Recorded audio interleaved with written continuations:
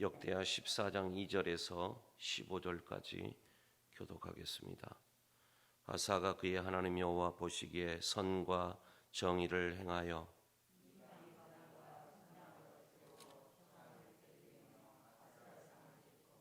유다 사람에게 명하여 그 조상들의 하나님 여호와를 찾게 하며 그의 율법과 명령을 행하게 하고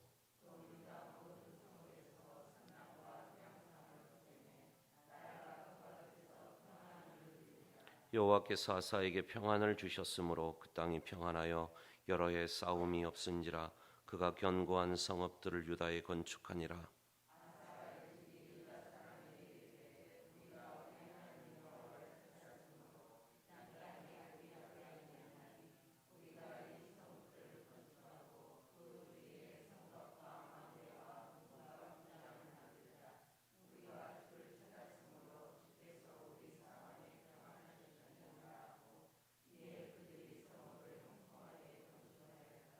아사의 군대는 유다 중에서 큰 방패와 창을 잡은 자가 30만 명이요 베냐민 중에서 작은 방패를 잡으며 활을 당기는 자가 28만 명이라.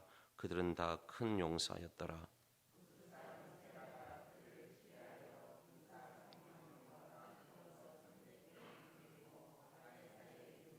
아사가 마주 나가서 마레사의 스바다 골짜기에 전열을 갖추고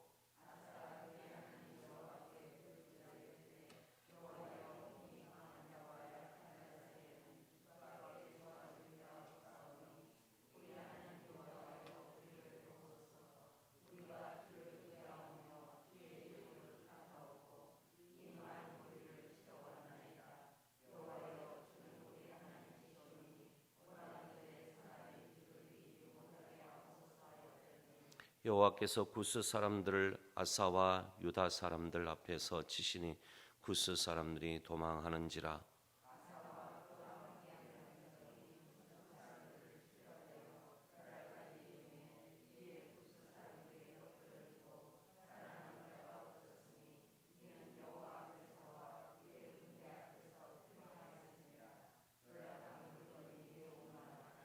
여호와께서 그날 사면 모든 성읍 백성을 두렵게 하시니 무리가 그의 모든 성읍을 치고 그 가운데 있는 많은 물건을 노략하고 지키는 천막을 치고 양과 낙타를 많이 끌고 예루살렘으로 돌아왔더라. 아멘. 오늘 우리가 살펴볼 유다 왕은 아사 왕입니다. 유다의 세 번째 왕입니다. 이 아사에 대해서 역대기가 기록하고 있는 성경은 세 장이죠. 14, 15, 16장 이렇게 돼 있는데 14장과 15장은 그가 하나님을 의지하고 그래서 그가 선한 통치를 펼쳤다 이렇게 기록을 하고 있고, 나머지 16장 한 장에는 그가 하나님을 버리고 하나님을 떠나서 악한 통치를 펼쳤다 하는 두 가지 면을 모두 다 기록하고 있습니다.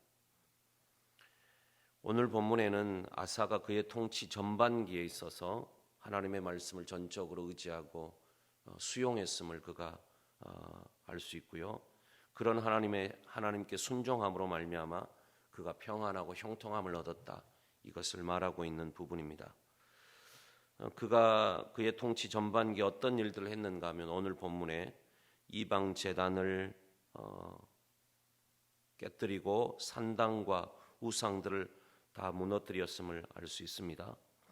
또 유다 사람들에게 하나님의 말씀을 가르치고 여호와 신앙을 그가 확립했다라고 하는 것도 기록되어 있고, 산당과 태양상을 없앴다 그런 부분이 나옵니다. 태양상은 아마도 태양을 숭배하는 제단을 의미할 겁니다.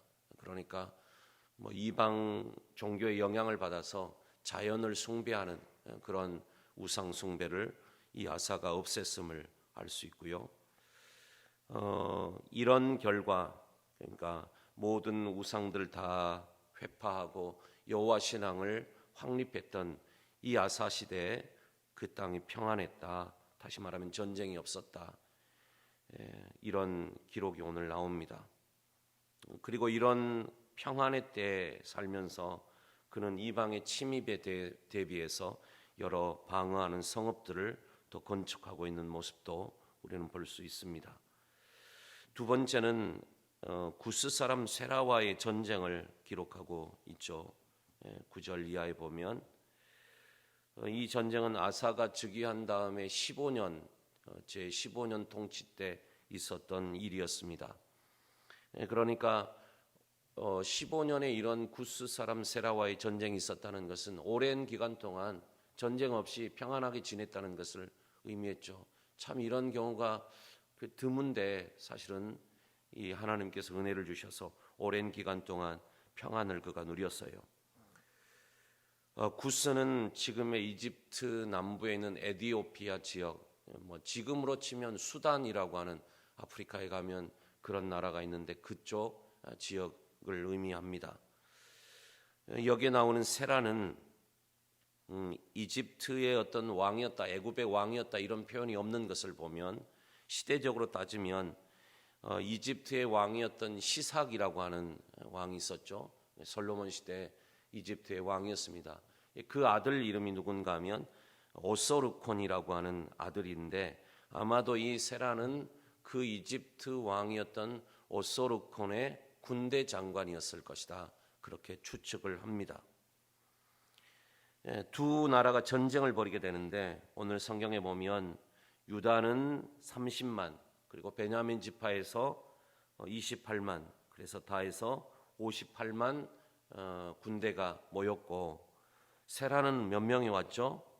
100만 명이 왔고 300병거가 있었다. 그렇게 말합니다.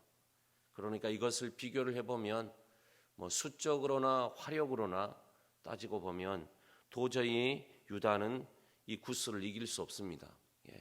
그 엄청난 차이가 있는 거죠. 수적으로 열세고 군대 면에 있어서 여러 가지 또 군대의 어떤 그 강함의 면에 있어서 보면 유다는 열세 놓여 있는 것이 분명하지만 승리를 했다.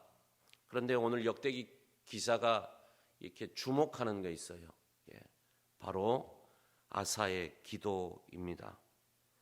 그의 기도가 11절에 기록되어 있는데 우리가 11절 말씀을 다시 한번 읽어보도록 하겠습니다. 읽어보겠습니다.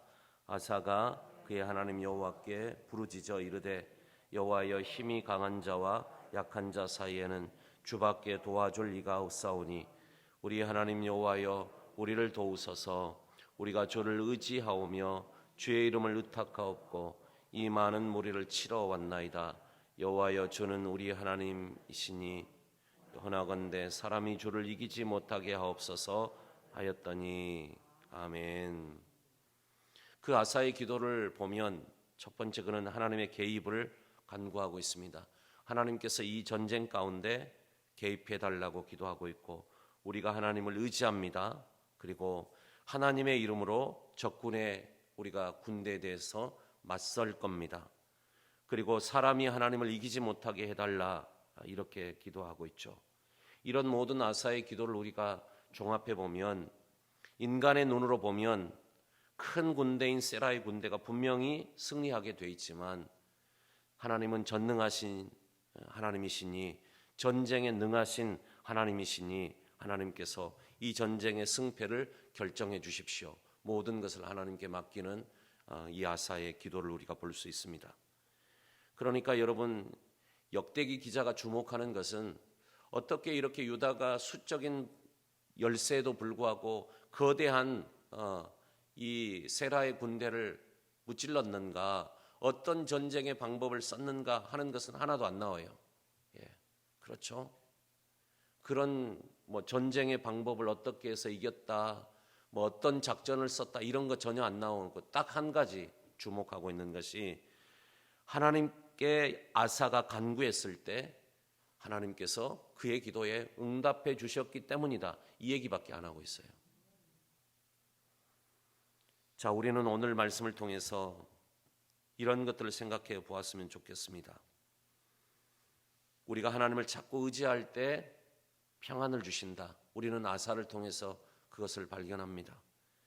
하나님을 찾고 평안을 하나님 앞에 구할 때 하나님께서 유다 나라 가운데 평안을 선물로 주셨듯이 우리도 하나님을 전적으로 의지하는, 제가 주일날에도 말씀드렸지만 우리는 어떤 복을 그냥 내가 다 할 수 있는데 조금 하나님이 도와주시면 되는 그런 것으로 생각해요.